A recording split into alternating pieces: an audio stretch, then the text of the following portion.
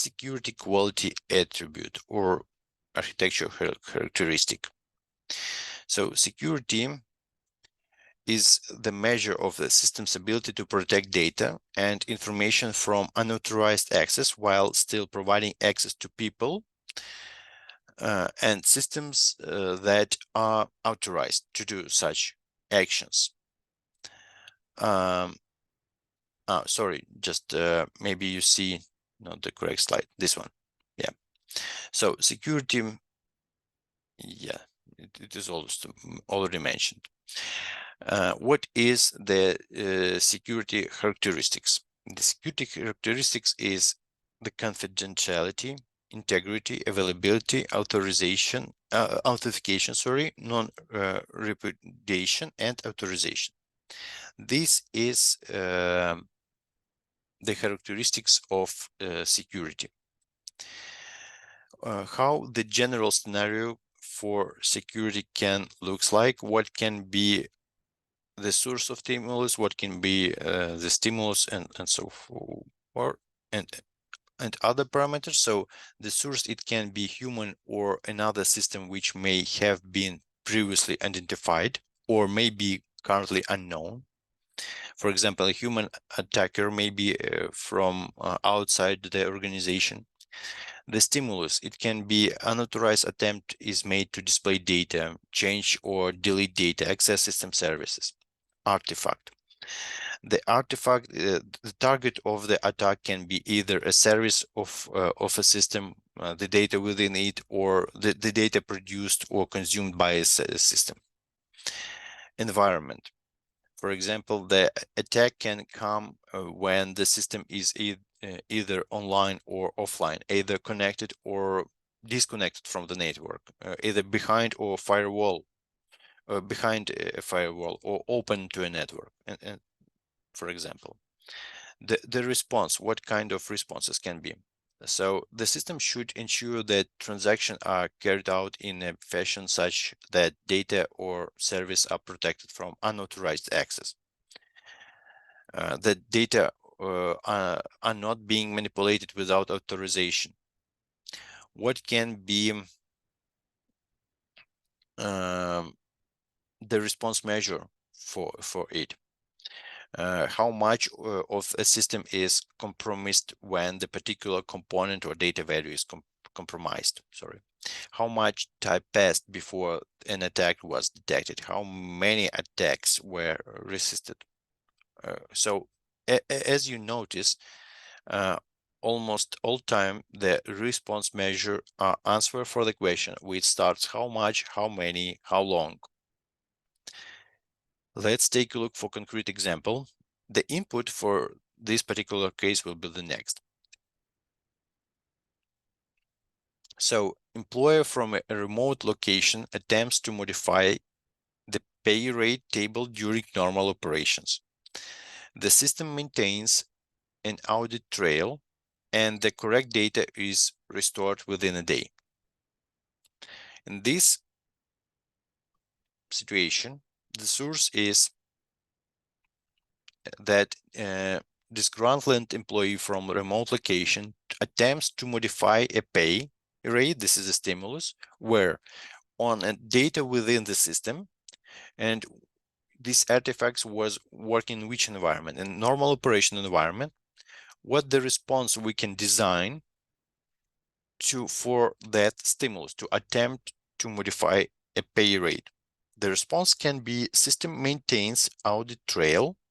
And how can we measure it? We can measure that the correct data is restored within a day.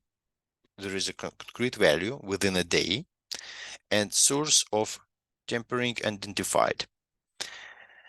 What kind of tactics we can use for security? There are 4 general categories of tactics. It is to detect attack, resist attack, react to attack, and recover from attack. From the glance view or from the first view, it's better. It looks like better to first to detect to attack or resist attack, then react to attack, and specifically recover from attack. But we have tried to cover different cases, and during the design phase, be ready to put different perspectives for different perspectives. Let's start from the detect attack, and here we see that there is, for example, detect intrusion is the comparison of network traffic or service request pattern within a system to set of signatures or known patterns of malicious behavior stored in a database. So we're talking about different ways. How can we detect? One of the way it is comparison of network traffic. This is detect intrusion. Another one is detect service denial, is the comparison of a pattern or signature of network traffic coming into a system to historic profile of known behavior. It's also about comparing. Verify message integrity. So in this way, you can check, you will use the checksums or hash values to verify the integrity of messages that is coming to your system. Resource file, deployment files, and so on. So this tactic is about checksums. Another one is detect message delay. It is intended to detect potential man-in-the-middle situation attack where a malicious party is intercepting messages. So by checking the time that it takes to deliver a message, you can possibly detect that someone is in the middle of your communication. And it will let you know this information. Another one, so this is the way how you can detect. Another one is resist attack. Let's start from identify actors.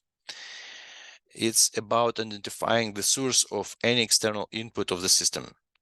How can you identify another one actor? You can, most popular is to use IP addresses, or you can use some protocols, ports, and so on to identify to whom you communicate with.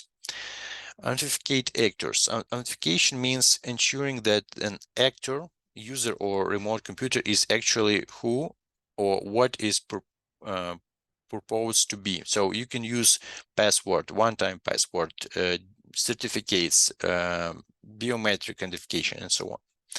Authorize actors. This means, what is the difference between authenticate? That it means we have to ensure that already authenticated actor has the right to access and modify some part of data or service. So this is about access control mechanism to the system, about the roles. Limit access. Limit access, this is a tactic that you can use to, or put in during the design into your system, that you will control what and who may access which part of the system. This is what it is about. I think it's enough. Limit exposure. It refers to ultimately and indirectly reducing the probability of successful attack or restricting the amount of potential damage. How can you achieve it? By